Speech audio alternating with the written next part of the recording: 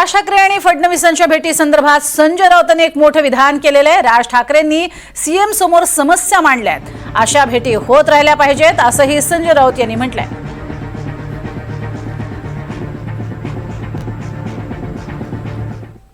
ज्या विषयावर राज ठाकरे आणि देवेंद्र फडणवीस यांची भेट झाली ते विषय आपल्या माननीय राज ठाकरे यांनी स्पष्ट केलेले आहेत।